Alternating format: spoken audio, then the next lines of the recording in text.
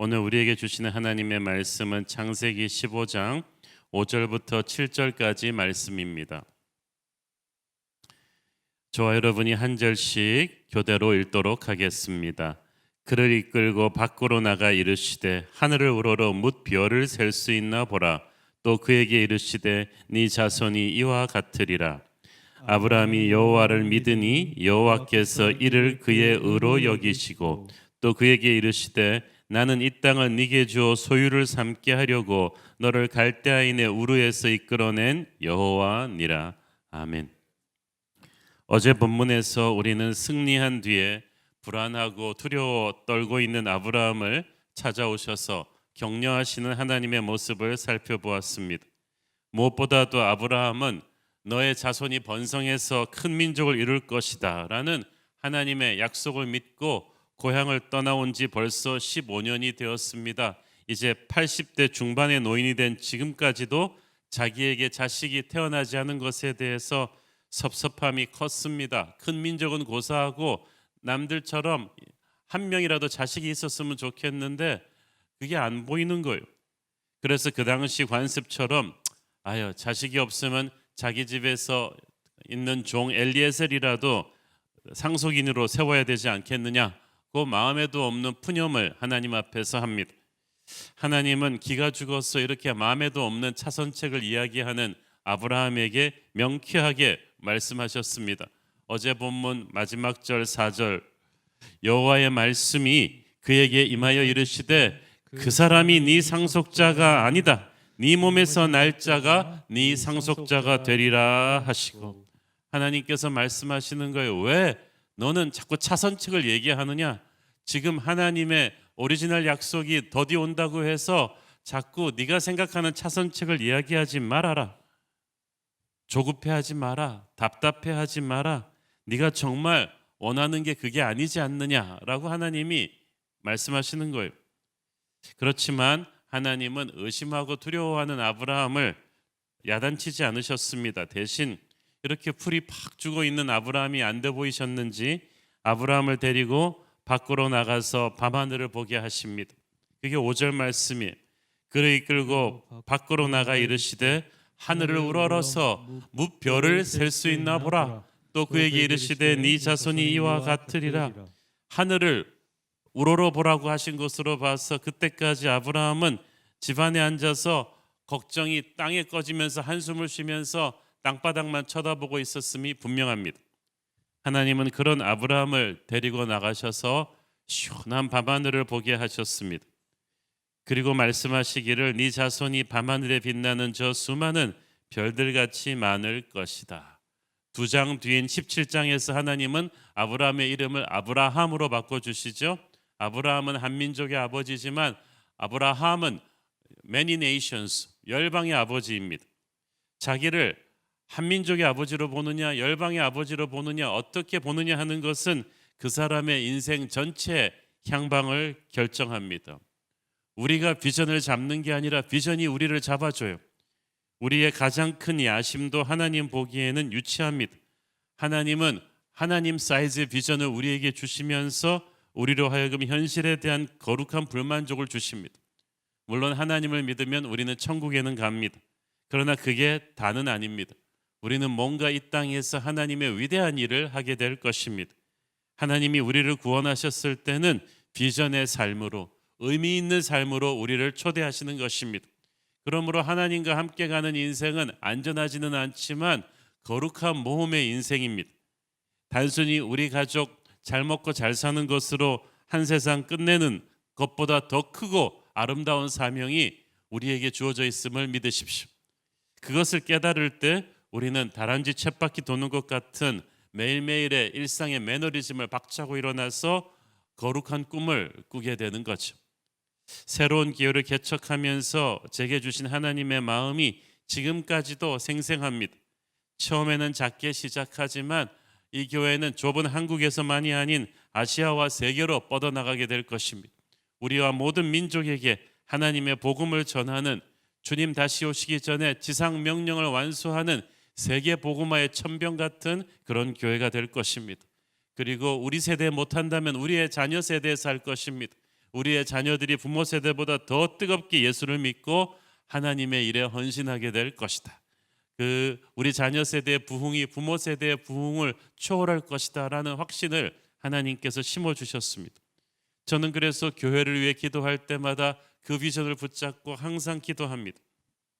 하늘의 별을 바라본다는 것은 기도한다는 거죠. 이 땅의 사람과 의논하지 않고 하나님께 나가는 것입니다. 그리고 하나님의 말씀을 듣는 것입니다. 그때 아브라함의 마음에 기적이 일어났습니다. 의심의 안개가 걷혔어요. 불안하던 마음이 걷히고 용기가 생기기 시작했어요. 시편 8편 3절 4절을 보십시오.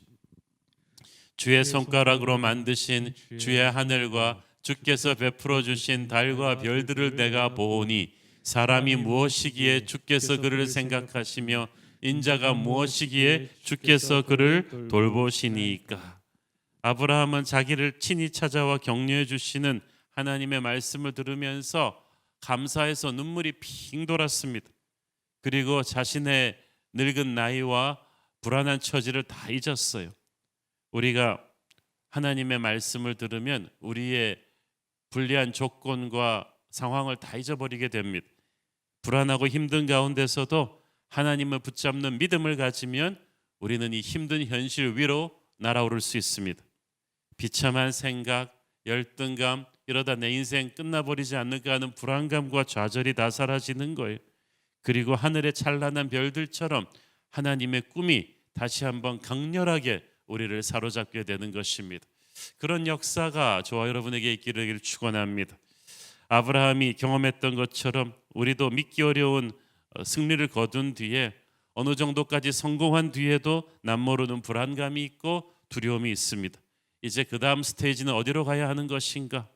이때 우리는 하나님의 약속이 빨리 이루어지지 않는 것에 대해서 낙심하게 되고 심령이 어둠에 사로잡히고 당장 차선책이라도 붙잡고 싶은 유혹에 휘말릴 수 있습니다.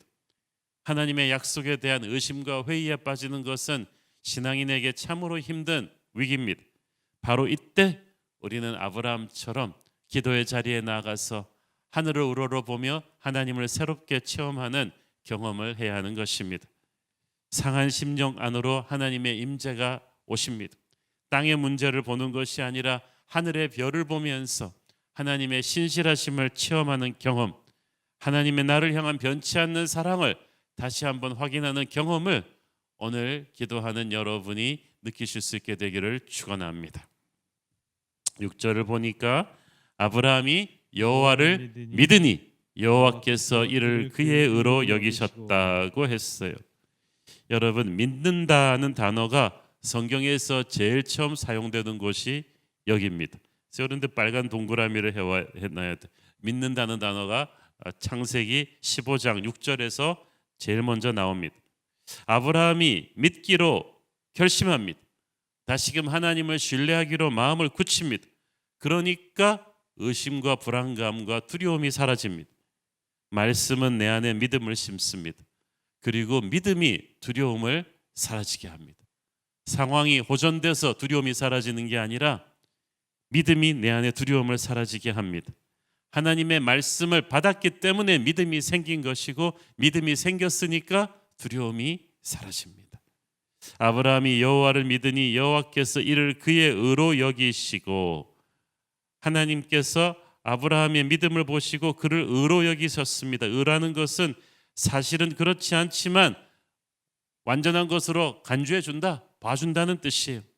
아브라함의 믿음이 아브라함의 인간성이 아직 완벽하지는 않았어요. 처음에는 엘리에셀이라는 상속인으로라도 세우겠다고 투정 부리던 믿음입니다. 하나님이 한참 격려해 주셔야 겨우 회복되던 믿음인데 그래도 믿어놓고도 자꾸 딴 데로 흔들리는 그런 믿음이었지만 하나님께서 이 시점에서 하나님 수준에는 못 미치지만 겨자씨만한 믿음이라도 기특해 하시면서 의롭다, 이 정도면 내 앞에서 완전하다고 인정해 주신 거예요. 여러분, 우리 인간이 하나님으로부터 유일하게 인정받을 수 있는 방법은, 의롭다고 인정받을 수 있는 방법은 믿음입니다. 우리가 아무리 돈 많이 번다고 공부 잘한다고 하나님, 착한 일 한다고 하나님이 인정해 주시지 않아요. 하나님이 우리를 의롭다고 인정해 주시는 것은 믿음이에요. 아직 한참 부족하지만 하나님을 믿는 믿음으로 인정을 받습니다. 하나님의 인정을 받는다는 것은 하나님을 기쁘시게 했다는 거예요. 그리고 하나님을 기쁘시게 하는 자는 모든 길이 열리게 될 것입니다. 히브리서 11장 6절, 믿음이 없이는 하나님을 기쁘시게 하지 못하나니 하나님께 나아가는 자는 반드시 그가 계신 것과 또한 그가 자기를 찾는 자들에게 상 주시는 이심을 믿어야 할지니라. 믿어야 할지니라. 우리가 믿고 기도합시다. 아브라함의 차원에서 머무르는 것이 아니라 인류의 구원자 예수 그리스도에게까지 이어지는 믿음이에요. 누구든지 예수를 믿으면 구원을 얻는다고 했습니다. 로마서 1장 17절에 의인은 그 믿음으로 말미암아 살리라고 했습니다. 우리가 죄인에서 의인으로 변하는 게 아니라 어린 양 예수님의 보혈로 인해서 하나님이 의롭다고 여겨주시는 거예요. 그래서 지금 아브라함이 믿은 것은 단순히 자기에게 이삭이 생기고 자손이 번창할 것이라는 것만은 아닙니다. 그의 후손이 계속 이어져서 그 후손 속에서 약속의 씨, 온 세상을 구원하실 예수 그리스도가 태어나실 것을 믿는 그런 믿음이었어요. 그래서 아브라함도 자기의 이 믿음의 끝이 어디까지 갈지 모르고 믿는 거예요. 별과 같이 많아질 후손들 중에는 단순히 아브라함의 육체적인 혈통인 히브리 민족뿐 아니라 예수를 믿음으로써 천국 자녀로 거듭나게 될 우리의 영적 후손들인 우리들도 다 포함되어 있는 것입니다. 자기의 타고난 혈통이나 인품이나 의로운 행위로서가 아닌 예수님을 믿는 믿음으로 수많은 하나님의 자녀들이 다 포함되어서 복을 받습니다. 로마서 4장 16절을 보십시오. 그러므로 상속자가 되는 그것이 은혜에 속하기 위하여 믿음으로 되나니 이는 그 약속을 그 모든 후손에게 굳게 하려 하심이라. 율법에 속한 자에게뿐 아니라 아브라함의 믿음에 속한 자에게도 그러하니 아브라함은 우리 모든 사람의 조상이라. 우리 모두가 아브라함의 믿음의 계승자인 거예요. 하나님은 아브라함의 인생을 처음부터 끝까지 책임지실 것을 다시금 약속하십니다. 7절 또 그에게 이르시되 나는 이 땅을 네게 주어 소유를 삼게 하려고 너를 갈대아인의 우르에서 이끌어낸 여호와니라. 네가 갈대아 우르의 땅에서 그 대도시에서 잘 살고 있었던 건 내가 안다. 그런데 내가 너를 이끌어냈으니까 책임을 질 것이다. 나는 너를 괜히 고생시키려고 이끌어낸 게 아니라 이 땅을 네게 주려고 이끌어낸 것이다. 인생의 시작은 하나님이십니다. 시작하신 분이 하나님이시라면 중간도 끝도 책임지실 것입니다. 하나님께서 내가 너를 끝까지 책임진다는 것을 확인해 주십니다. 하나님이 우리를 책임지심을 여러분 확신하십시오. 이사야서 43장 1절 야곱아 너를 창조하신 여호와께서 이제 말씀하시느니라. 이스라엘아 너를 조성하신 자가 이제 말씀하시느니라. 너는 두려워 말라.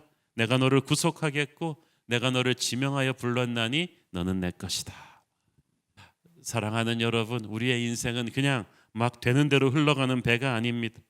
하나님의 자녀의 인생은 하나님께서 딱 조종관을 잡고 계시는 비행기와도 같습니다. 세상의 현실을 박차고 거룩한 능력으로 비상하는 비행기입니다. 하나님께서 우리의 인생을 책임지실 것입니다. 분명한 목표를 향해서 끌고 가십니다. 그러므로 두려워하지 마십시오. 하나님 안에서 안심하시기를 바랍니다. 하나님은 아브라함에게 네가 약속의 땅으로 가면 열방의 아버지가 될 것이라는 엄청난 비전을 주셨어요. 그때 아브라함의 나이가 70, 75세 정도 됐는데 이제 비전의 확인을 시켜주시는 때가 또 80대 중반입니다. 그런데 실제로 이삭이 태어난 건 지금부터 또 15년이 더 지난 아브라함이 100세가 되어서였어요. 하루가 급한 늙은 아브라함에게 이것은 참으로 길고 답답한 시간이었을 것입니다. 체념하고 싶고 도망가고 싶은 적이 한두 번이 아니었지만 하나님이 주신 약속이 그를 지치지 않고 또 일어나게 했어요. 또 하루를 살 수 있게 했습니다. 기다릴 수 있는 거 믿음이 있기 때문이에요. 비전의 사람은 믿음의 사람이 믿는다는 것은 기다리는 거예요. 성경에서는 믿음과 기다림을 하나로 봅니다. 믿는다고 하면서 기다리지 못한다. 그건 안 믿는 거죠. 기다리면 믿음대로 이루어집니다. 기다릴 때 우리는 겸손을 배웁니다.